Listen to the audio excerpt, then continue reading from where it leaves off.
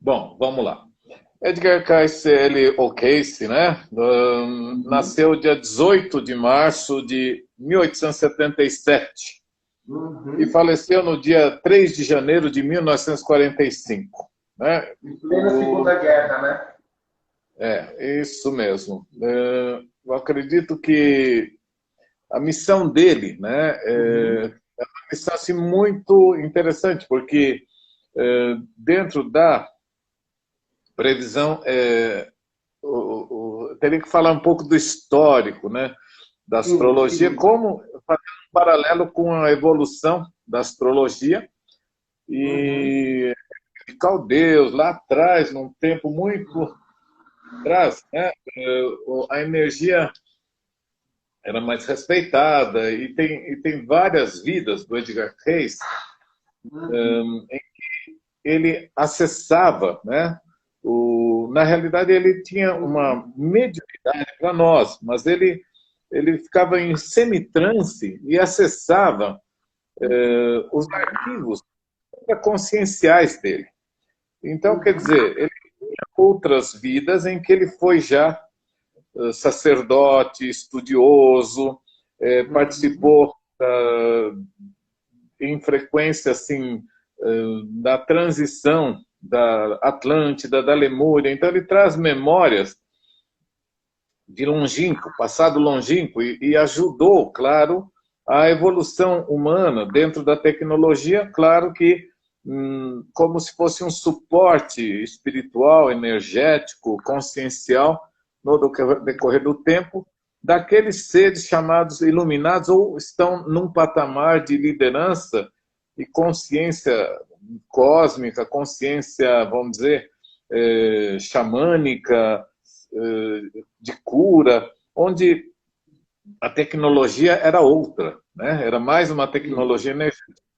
Nós tivemos, então, só para encurtar, uma fase meio negra, que era o final do século XIX Hum.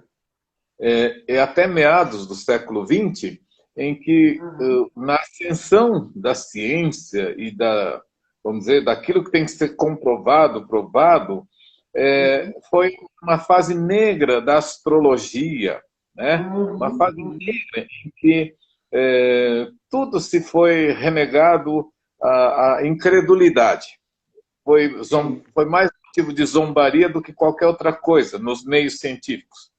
E depois Edgar Estava Cayce, no auge do racionalismo, né, Sensei? correto.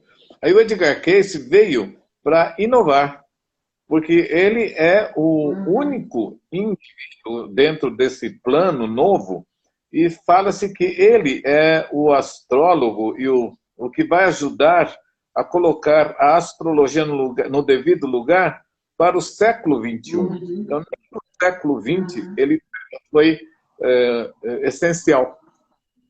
Ele não foi reconhecido, né, na realidade, o Sim, valor inclusive. dele, né? Então, a Edgar Cayce, ou Cayce, ele vai ser, Uhum. na realidade, muito reconhecido de agora em diante. Século Sim. XXI. Uhum. Nós Uhum. estamos no primeiro ano, segundo ano, quer dizer, Sim. de estágio, né, com ele. Sim. Mas ele logo, logo vai ser reconhecido. Muitos. Ele tem 15 mil escritos. Nossa. 15 mil escritos.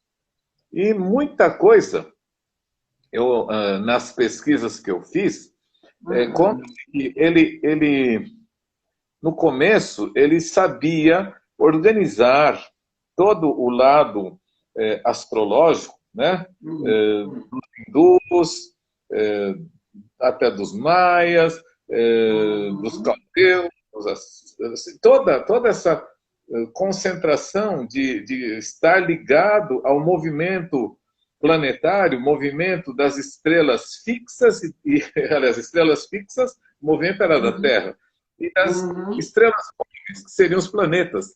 Então, Sim. essa colocação dele, sem ter estado na Índia Uhum. nesta vida, pelo Uhum. menos, sem ter estado em nenhum lugar, ele acessava todos os registros e ele colocava ao par todas as pessoas que estavam iniciando no estudo da astrologia. Então, aí entram os Rosa-Cruzes, sabe, aqueles gnósticos, todos aqueles que estudaram de uma maneira até velada contra, como se fosse uma ciência proibida, né, a astrologia, e ficava mais restrito a grupos, sociedades secretas, e Edgar Cayce fez com que tudo viesse à tona através de algumas publicações dele. E claro que ele realizou curas. Em transe, ele falou de algumas pessoas que participavam do evento em que ele passava a comunicação em transe, e ele falava, muitas vezes, o que as pessoas em volta já fizeram, já foram em outras vidas. Então, aqueles que trabalhavam com ele, né? Os que estavam em volta dele.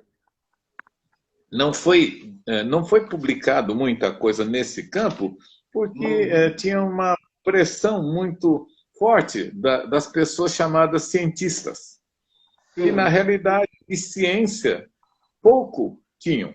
Eles tinham no mundo deles, mas essa visão global, geral, por exemplo, compara-se o Cayce como um Nostradamus da era moderna. Sim, verdade. E assim, essas dificuldades que o senhor comentou, até pelo fato de ele ter nascido no país onde isso era muito importante, que é os Estados Unidos, ele é americano, né? Então, o pico da ciência, né? Ele nasceu naquele local, né? Ele é americano, né? Sim. E, então, na tradição... E o senhor mencionou... Sim, pode falar. Então, o livro da vida, né, diversas e diferentes religiões ou povos escritos ou foram passados oralmente, ele faz tornar-se público, né? O que estavam em comunidades fechadas, secretas, tudo isso ele trouxe para fora. Os registros a gente chama de registros vibratórios, memória do universo. E aqui, comumente, né, os povos chamam de livro da vida, né? Então, ligadas, né, na tradição indiana como é chamado como akasha, né? Ou os registros akáshicos, né? Isso, akáshicos, exatamente. Então, os hindus, né, traduzem como livro da vida. Isso. E nós, né, estamos tendo um contato, um aprendizado, e precisamos ter consciência de que o Cayce, ele puxava um arquivozinho do seu lado supraconsciente de uma possível encarnação como note, como estudioso de época, e até de lugares que não existem mais, como Atlântida e Lemúria, existem coisas relacionadas ao que ele trouxe de lá, né? Então, na época, os Zoroastro, babilônios, gregos, tudo, astronomia, astrologia, esoterismo, ele começou a fazer uma trajetória assim, e em cada etapa, cada publicação dele, ele puxava registros de outras vidas. Agora, imagine, uma pessoa que tem 15 mil títulos que ele conseguiu condensar, ele tem a memória, o livro da vida, né, na realidade, é memória com ele. Bom, na verdade, não sei como é que nós... Eu queria comentar, Sensei, quando nós conversamos antes da live, que a gente falou sobre a mediunidade dele, né? Que tipo de mediunidade ele tinha. Na realidade, quando o senhor estava explicando para mim, eu comentei que muitas pessoas confundem o fato de ele acessar essas informações de um tipo de, como que fala? Parecido com a Umbanda, né? De receber um espírito. E, na realidade, a maioria das informações não é esse tipo de canalização, né? Não, então, ele acessava as subpersonalidades que ele já tinha exercido em outras vidas. Temos um exemplo clássico, né, que é visto agora, dentro do Espiritismo, né? Porque o próprio movimento espírita, em volta vamos dizer, do nome, né, dos nomes atuais, todos eles têm um passado de registro de espíritos que tiveram vivências da época, vamos dizer, da nova era cristã, no período anterior ao cristianismo, mas que todos se reúnem. Então, é como se iluminasse, né, o caminho para a religiosidade, e não uma religião, né? Então, o lado, por exemplo, de Cristo. Cristo prega o amor, né? O Cristo não prega a religião. Buda também não pregou a religião, pregou a luminosidade, a iluminação, e assim sucessivamente outros. E Cálice também, ele entra nesse mérito como uma pessoa neutra. Ele não quer fazer daquilo que ele trouxe para o mundo uma religião. Então, é como um livro aberto ao conhecimento. Né? Então, a busca da espiritualidade, a busca do autoconhecimento, do sentido de estar vivo. Então, aquela pergunta que fazem, né? De onde eu vim, o que estou fazendo, para onde eu vou?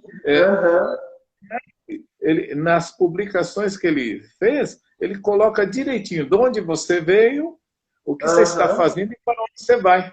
Exatamente. Então, sem nenhuma ligação com religião nenhuma, né? Sem ligação com religião nenhuma.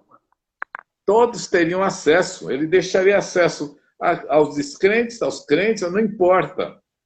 É como se estivesse tudo aberto para quem quisesse aprender. Então, uma coisa simples que os hindus colocam é os decanatos. E é simplório. É a coisa mais banal. Mas ele coloca com uma tal maestria e uma interpretação tão forte que é o seguinte: de acordo com o teu decanato distribuído, a gente tem que perceber que o primeiro decanato, o segundo decanato, o primeiro decanato é como você já veio, o segundo decanato o que está acontecendo e para onde você está indo pelo terceiro decanato, de acordo com o lugar que você estiver. Então, vamos lá. Traduzindo para a astrologia, quando você tem seu ascendente, a gente pergunta, qual foi o ascendente da outra vida, anterior a esta? É o signo que está na cúspide da 12ª. Ou seja, exatamente o anterior. O anterior. Então, ele coloca... Só uma coisa, para quem não é conhecedor da astrologia, decanato é o período, são as datas do dia 1 ao dia 9, né? Começa são 10 graus. São 30 graus. Primeiro grau. Isso, primeiro grau. Isso. Então, de acordo com que você nasce, né, por exemplo, vamos lá. São os signos do fogo, né? Áries, Leão e Sagitário, é isso? Então, vamos lá. Então, o primeiro decanato em Áries é Áries. O segundo decanato é Áries-Leão. Terceiro decanato é Áries-Sagitário. Ou seja, energeticamente vai... Quando for em agosto, por exemplo, no signo de Leão, o primeiro decanato é Leão-Leão. Entendi. O decanato é Leão-Sagitário. E o terceiro decanato... de energia, certo? Isso, Leão-Áries. Então, o que acontece? Nessa tradução é que você sabe como é que você veio, como é que você... Em que momento está? O que é importante para você? Né? Entendi. É muito amplo, né? O que Cálice nos traz, e nós temos que compreender o que ele quis trazer para nós. Ele quis trazer para nós o aprendizado em várias frentes, né? O que é importante, o que não é importante, o que é kármico real, o que nós temos que entender de karma, né? Então, Uhum. uma coisa é o consulente, outro é quem dá a consulta. Então, quem é Certo. consulente, ele só fica naquele mundo dele. Agora, quem vai estudar e vai transmitir ou procurar orientar, tem que estudar mais profundamente Edgar Cayce. E eu sei Uhum. que estou pecando ainda muito, mas já estamos Sim, engrenando e conseguindo colocar muita coisa para as pessoas, né? sim, sim, sim. Para os hindus, por exemplo, fala-se da roda das encarnações, que é onde Certo. se aplica exatamente os decanatos, entendeu? Uhum. Talvez, para falar, teria que ter um dia só para nós colocarmos sobre decanatos para compreender melhor, porque de acordo com o planeta, o astro que estiver Uhum. no decanato, no primeiro, segundo ou terceiro decanato de tal signo, tem uma interpretação própria. Então, Sim. realmente são coisas ainda que não vieram à tona. Não tem ainda astrólogo suficiente para trabalhar isso. Por isso Sim, é que algo ainda a ser estudado. muita coisa que ele colocou à disposição do mundo ainda não Uhum. está devidamente difundido. Sim, sim. Então, nós estamos ainda rastejando algo que ele colocou assim com sabedoria para nós estudarmos, né? Por Certo. exemplo, o estudo dos nódulos lunares, né? Então, Uhum. para nós, cabeça do dragão, cauda do dragão, isso é Uhum. muito complicado. Deixa eu explicar, Sim. porque as pessoas que entrarem com o Sol próximo à cabeça do dragão, do seu Uhum. mapa, eles te ajudam. Agora, em compensação, as pessoas que entrarem na cauda do dragão, você será prejudicado se você bobear. Ou terá Entendi. um pouco de atraso, ou você vai perder tempo. A pessoa às vezes entra para diminuir o seu curso normal. Então, existem perdas, né? É como se Aham. a O que o energia. senhor quer dizer como entrar? O que o senhor quer dizer como entrar na vida? Então, Isso. nas dívidas kármicas, quando uma pessoa entra na tua vida, vamos supor que você entre com uma pessoa num relacionamento de sociedade. Certo. A gente, para analisar a entrada dessa pessoa na sua vida, Hum. primeiro padrão é Sol. Então, é dia, mês, ano que você Entendi. nasceu, né? Então, você coloca o Sol dessa pessoa no teu mapa, de Ok. acordo com o que ele estiver próximo. Vamos próximo do Certo. Sol, próximo da Lua, ou distante, ou algum aspecto. Ele fala que nem é tão importante ainda o aspecto. Olha, e o aspecto é importante para nós. Sim, Mas sim, ele fala sim. que ele coloca o Sol dele no teu mapa, ou a Lua ou o ascendente. Ah, tá. Entendi.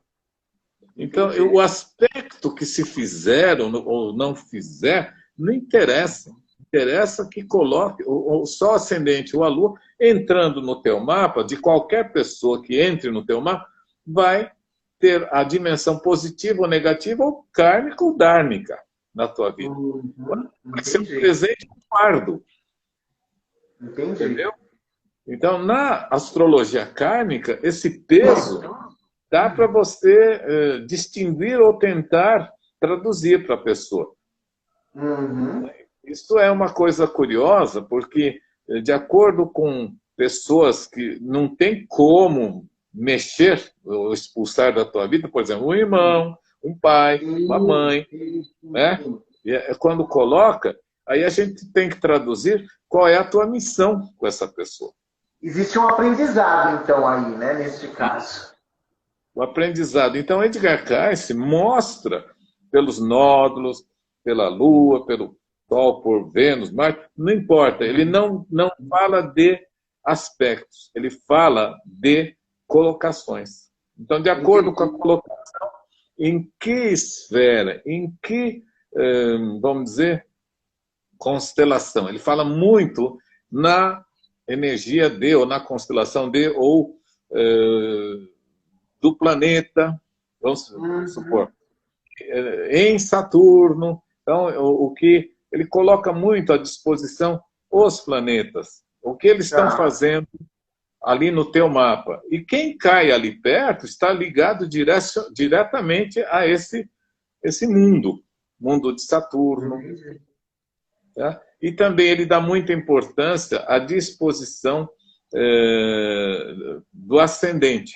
Isso ele fala para olhar com muito cuidado, com muito carinho, porque quando você descobre o verdadeiro ascendente, né, e você vai lidar com o ascendente da outra vida pregressa. Então, conversar com os pais, ou com a própria pessoa, ou se tiver condições de ver, que, às vezes, a pessoa nasce com ascendente em um signo, mas numa primeira infância, ele passa a mostrar para você características do signo da 12ª. Sim, sim. Perfeito. Entendeu? E na kármica, geralmente tem a ver com as nossas memórias da vida passada, de qualquer maneira, não é isso? Perfeito. E quem vai ativar as memórias da vida passada são as pessoas que cruzam teu caminho, colocam o Sol, o ascendente ou a Lua no teu mapa. E aí é que, além disso, tem Vênus, Marte, Lua, Júpiter, Mercúrio, e aí sucessivamente, Netuno, Plutão, Urano. E aí você vai também percebendo vamos dizer, o grande presente. Tem pessoas que são presentes na nossa vida. Tem pessoas que são uma coisa negativa. Então, tem certos espelhamentos, né, que nós temos que perceber. E no mapa, na leitura kármica, você percebe que, às vezes, o sol de alguém estar do teu lado pode ser um irmão, mas alguém que ocupou o teu lugar expulsando você numa outra vida. Então, realmente tem que ter um certo cuidado na observação, porque aí tem outros fatores que tem que ser percebido. E uma das coisas que ele fala também, né, na época de 1919, quando ele fala sobre os arquétipos, entrou também com essa, vamos dizer, a demonstração desses arquétipos também. Então, é tudo uma linguagem conjunta, junto com Rudolf Steiner também, sobre os graus e outras coisas mais dentro da astrologia. Ele fez levantamentos muito interessantes, e com até pessoas de época, que ele ajudou muita gente a entender coisas assim que eram estudiosos, né? As pessoas especiais numa época. Vamos dizer, um exemplo simples, né? É que nem os grandes compositores da música clássica. Naquela época, reúne-se uma dúzia, perpetua a música clássica. Hoje eu perguntaria, quem é que compõe músicas clássicas para nós? Não tem. Então, em determinada época, são pessoas especiais que se ajuntam num determinado momento, uma sociedade, digamos, meio secreta, né, com Rosacruzes, com pessoas que estudavam astrologia e muitas coisas assim, particularmente, juntam. A psicologia também, né, começa a aflorar, todos brigando com a ciência de época, que seria uma forma muito cartesiana, né? Uma coisa que seria só vale o que via, só vale o que podia ser provado ou comprovado cientificamente. Até hoje ainda se baseia muita coisa na demonstração, né? E para quem estuda astrologia, hoje talvez não tenha tanto problema, mas houve época que eram desacreditados os astrólogos. Sim, né? E não faz muito tempo, né? Na realidade, se a gente pensar questão de 20, 30 anos atrás, a astrologia ainda era muito desacreditada, né? É mais recentemente que ela começou a, de novo, ser redescoberta, vamos dizer assim, né? Então, aqui tem um paralelo de uma outra pessoa que cita Cayce. O Edgar Cayce, ele pertence ao mundo ocidental, como você citou, mas a concepção reencarnacionista no Oriente praticamente nunca teve essa quebra. Sim, ela é milenar. Ela é Quem milenar. quebrou esse lado reencarnacionista foi o Ocidente, Sim. por interesses, às vezes, religiosos, por interesses políticos, né? Como se disséssemos assim, que os, não querendo citar partido nem nada, mas vamos dizer, marxismo, sabe? O próprio cristianismo com o papado também quis cortar a teoria da reencarnação, Sim. né? Sim, porque inclusive eu já li, Sensei, que no início, lá nos primórdios do cristianismo, a reencarnação fazia parte. E houve Sim, um momento lá, não sei se é na época que o Papa lá da Constantinopla, do Bizâncio, é que eles começaram a cortar essa ideia da reencarnação até por uma questão financeira, né, da própria igreja, né? sim. E tem outra coisa assim que fica um pouco em crise para nós, astrólogos, né? A correção Ayanança, né? Que realmente os hindus usam, né? Porque são, às vezes, 20 graus, 24 graus, né?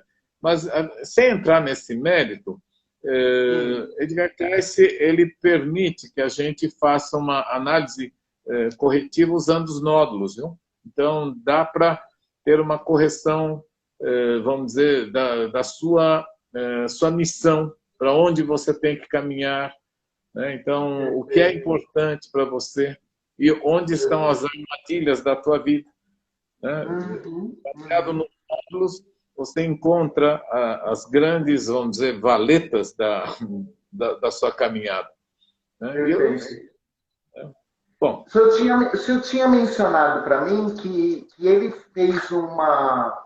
Ele falou bastante sobre a possibilidade de a gente ter ideia da nossa vida anterior, ou de vidas anteriores, olhando o Sol e a Lua no mapa, não é isso? sim. É como se disséssemos, né? Ah, Que dentro da sua caminhada, ah, a lua representa o que realmente você carrega de valor emocional. certo. Então, o vislumbre, né, do seu sentimento, ele foi meio que não permitido se manifestar seus verdadeiros sentimentos numa era Atlântida. Então, você era praticamente uma energia positivista em que a mulher exercia um papel secundário. Então, a Lua, Uhum. ela representa, de certa forma, aquilo que você reprimiu também em outras vidas. Ah, Quando você traz a Lua, representa onde seus sentimentos, seus valores deverão ser aflorados. Então, de acordo com o signo, representa que você tem que aprender a dar valor a essas emoções contidas neste signo. A Lua representa você entendi, compreender entendi. em você e nos outros essas emoções que um dia você reprimiu. Então, a Lua, na realidade, é Entendi. aquilo que você ocultou do mundo e que você vai ter que aprender a lidar com sua Lua interior. Uhum. Com o sentimento que ela representa. Sim, então, por exemplo, um homem canceriano, com a Lua na casa 1, né? E não importa que o Sol onde esteja, mas a Lua na casa 1 representa que ele tem que se deparar com o Sol, né, em Câncer, que é a energia do saber proteger, do dar, do doar, do cuidar e do poupar. E a Lua, no ascendente, é colocar isso em prática. Então, duplamente Lua, né? Tem a Lua no Sol, a Lua na primeira, que é no ego, na cabeça. Então, são coisas muito fortes que a pessoa veio, às vezes, querer resolver numa vida só todos os problemas de várias encarnações sobre seus sentimentos, suas emoções. É uma proposta muito forte do próprio espírito. Então, por isso que fala, a gente não escolhe os pais, a gente não escolhe, é tudo balela. Você escolhe seus pais, sim, escolhe como você quer ter o percurso na vida, e os avatares orientam para esse caminho. Entendi. E o senhor consegue dar uma geralzona, por exemplo, na Lua em cada signo, o que seria essa questão emocional, resumidamente, para que as pessoas possam ter uma ideia do seu mapa? Ou é muita coisa? Eu não entendi a pergunta. Por exemplo, o senhor mencionou aí ter a Lua em Câncer, né? Mas e para quem tem a Lua em Áries ou em outros signos? Isso. Então, vamos lá. O ariano, né? Sim, a Lua em Áries, né? Ou Sol ascendente em Áries, né? E a Lua está no ascendente ou próximo ou em conjunção na Lua nova com o Sol, representa que o guerreiro de outras vidas, ele tem que discernir o momento de respeitar os sentimentos da mãe ou da mulher, o lado feminino da pessoa, ou das pessoas que cruzam o caminho.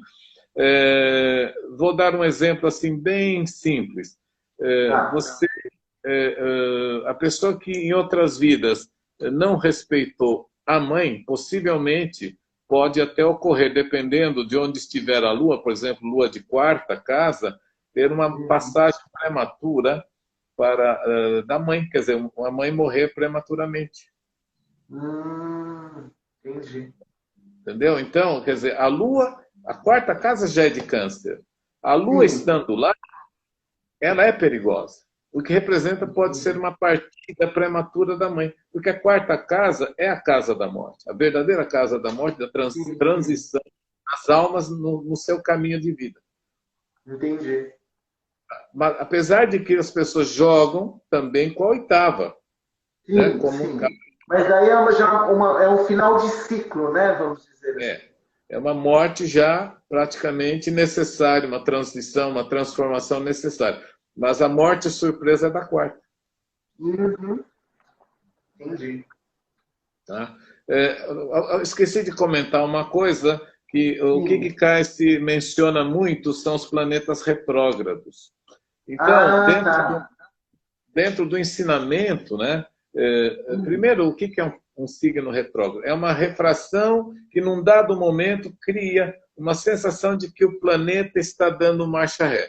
Nessa hora que o planeta está dando marcha ré, abre-se um vácuo que se chama um feixe assim, de energia que parece que tudo volta ao contrário. Tudo anula. Tudo aquilo que foi feito se anula e depois tem que refazer. Eu vou dar um exemplo.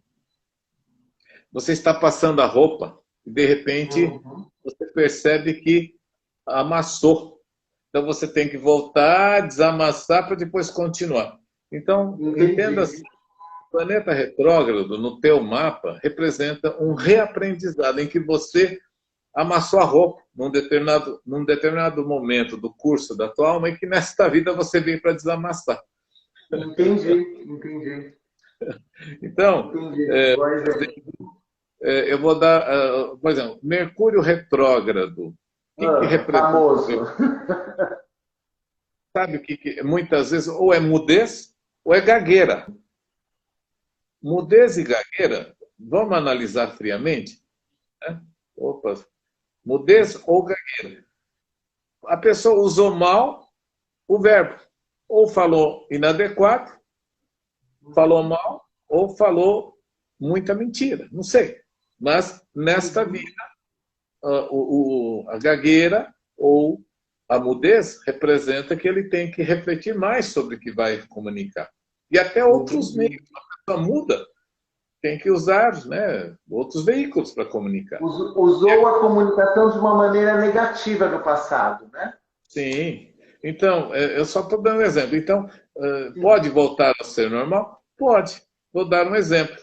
Caruso, o grande cantor, né? Ele era gago. Uhum. Você sabe como é que ele fazia para curar? Curar não, para ele cantar? Como? Ele ficava em frente ao mar, colocava uma pedra debaixo da língua e procurava pronunciar as palavras perante o mar. Nossa, que interessante. Ele estava procurando ouvir a sua voz sair. Então, o mal, na realidade, quando existe na vida de qualquer pessoa, tem que ser superado. Sim. Entendeu? E assim sucessivamente. Por exemplo, Júpiter retrógrado. Como é que você abusou do seu poder? Então, da sua opulência. Gastou mal, usou mal. Então, você vai ter momentos nesta vida que você vai ser privado dos seus bens. Entendi. Né? Por exemplo... Saturno, né, que fica muito retrógrado, né? Saturno retrógrado, você vai encontrar pessoas que vão te oprimir. É pior. Pessoas que vão fazer com que você passe vergonha, humilhações, às vezes, dependendo de que casa, em lugares até... Entendi. Mas isso porque você oprimiu também no passado, né? Ou seja, é um retorno. O Marte retrógrado é quando você foi agressivo demais e nesta você tem que dosar a tua agressividade. Ou não consegue usar a tua agressividade.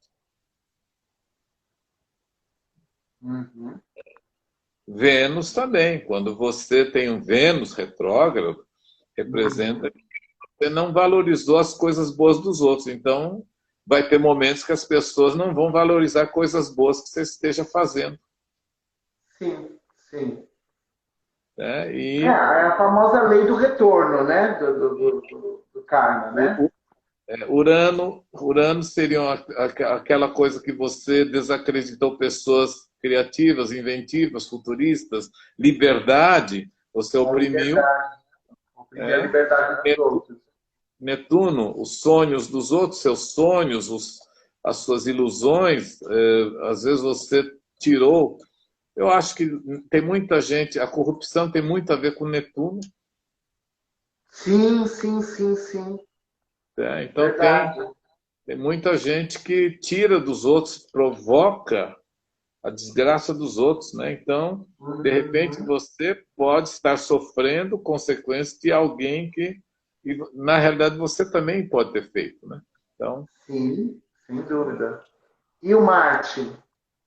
Então, o Marte eu comento assim, como uma agressividade que você usou demais e, de repente, você possa sofrer a agressão e você não poder reagir, né? Sim. E Mercúrio também, né? Mercúrio tem a ver com a energia que eu acabei de falar. A maledicência, de repente você vem com gagueira. Marte pode vir com problemas motores também, né? Pode ter muita... Marte retrógrado, em alguns casos, pode dar acidentes na cabeça, né? Ah, tá. Quedas, né? Tem que tomar cuidado com quedas e bater a cabeça. Entendi. O Mercúrio também não pode ser questão de fraude, de ser enganado, porque ele também está ligado a essa questão também, né? Da fraude, do enganar, não é isso? Sim. Toda a consequência da pessoa que tem Mercúrio retrógrado parte da comunicação, né? Uma série de problemas de comunicação também, né? Expressão, comunicação. Mas como Mercúrio também rege a saúde, o Mercúrio retrógrado, dependendo, vamos dizer, em Touro, né? pode dar muitas infecções, né, na garganta. Ah, sim, sim, sim, claro. É, porque ele é regente de virgem, que Sim, rege essa questão da saúde, não é isso? sim, saúde. Então, É verdade. onde o Mercúrio retrógrado cair, você pensa em saúde do signo. Daquele signo em que ele está. Aquele signo. Mas ele isolado já é problema de comunicação. Ele isolado. Entendi. Claro que pode superar. Eu sei de crianças que até 2 anos não falaram e depois voltaram a falar normalmente, até demais depois dos 2 anos. Sim, Né? sim, Mas é verdade, verdade. fase de cada. Mercúrio retrógrado varia de pessoa para pessoa. É, de superação. Não, você comentou aí do Caruso, eu me lembrei da série que está passando no Netflix sobre a rainha da Inglaterra, né, a família real, em que o pai dela era gago também, inclusive Sim, um pouco antes de virar rei. E ele teve que fazer um trabalho árduo para perder a gagueira, porque a partir de então ele teria que fazer discursos para a nação, correto? É né? verdade. Eu não sei se ele tinha o Mercúrio retrógrado, mas enfim. Eu... Deve ter algum em Mercúrio, Virgem ou, ou Gêmeos, né? Sim, sim, sim. A Léo, obrigado, Léo. A Léo vai colocar alguns livros que o senhor indicou para quem tiver interesse de ler alguma coisa sobre o Edgar Cayce. O senhor mesmo falou que tem muita coisa, e o senhor indicou apenas 2 ou 3, né? Sim, 3, né? Mas, isso, 3. Mas, na realidade, existem muito material sobre ele para quem Sim. quiser estudar e ler mais, não é isso? Imagine que são 15 mil escritos deles, né? 15 mil Manuscritos, né? manuscritos deles. Então, muita coisa, muitos autores ainda, além de traduzirem, incluir coisas de estudos e perceber que o que ele passa é muito mais amplo. Sim, Tem coisas que são estudadas em outras culturas, Egito Antigo. Então, tem um sim, histórico, pessoal, baseado no que ele publicou, outros autores sim. colocaram como ele pode ter feito percurso antes de ser Edgar Cayce, entendeu? Então, é Uhum. muito interessante esse lado. Né? Sim, sem dúvida, sem dúvida. Inclusive porque Dentro Oi, pode falar. Dentro? Não, dentro desse lado assim de Edgar Cayce, ele passou muito tempo assim obscuro, porque ninguém deu crédito. Mas lendo os livros, Uhum. vê que, nossa, tem muita coisa ainda para ser estudada e os próprios livros que foram colocados sobre as expressões que ele usou, dá para ser muito mais estudados e amplificados Sim, sim. e pesquisados. O próprio conhecimento dele de astrologia, para uma pessoa que nunca estudou astrologia, o que ele falava é impressionante, porque depois a astrologia é algo que você estuda e você vê que o que ele falou faz todo sentido, né? Mesmo Sim, nunca tendo estudado, né? certo. Da onde A que vida veio essa informação, né? Mas dentro dos grandes autores, de repente, né, eu ouvia sobre Edgar Cayce desde adolescente, desde jovem, e eu Sim, acho que nunca saiu de moda. Lendo as coisas dele, nunca saiu de moda. verdade, verdade. Eu também já li bastante e é uma pena que alguns livros eu perdi, mas eu lembro de ter lido bastante o Edgar Cayce, né? Você comentou sobre isso. Hoje você Isso, sente falta, não sente? sinto. Principalmente eu li muito, porque eu sempre tive uma fascinação pela Atlântida, pelo tema na Atlântida, né? E tinha um livro que ele falava disso, porque ele, inclusive, como o senhor mesmo disse, acessou a personalidade dele, que viveu em Atlântida, e ele falou bastante sobre esse tema, né? Sim. Ele pode falar porque realmente ele teve vidas lá, né? Então tem Uhum, uhum. uma supraconsciência A gente acessa a supraconsciência da gente, às vezes, dormindo. Ele acessava em transe, que é um estágio evolutivo muito melhor que o da gente. É aquele lance que eu falo, algumas pessoas dormem com o problema e acordam com a solução. Nessa hora que você dorme é que você acessa sua supraconsciência e traz a solução. Que você já experimentou o mesmo problema em uma das vidas anteriores e você conhece o caminho para solucionar. Sim, sim, sem dúvida nenhuma.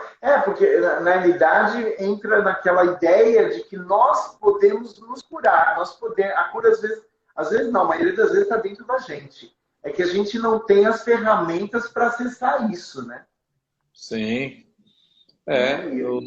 O nosso problema agora é continuar, né, nessa parte astrológica, e eu acredito que gradativamente muitos astrólogos comecem a se interessar pela astrologia kármica.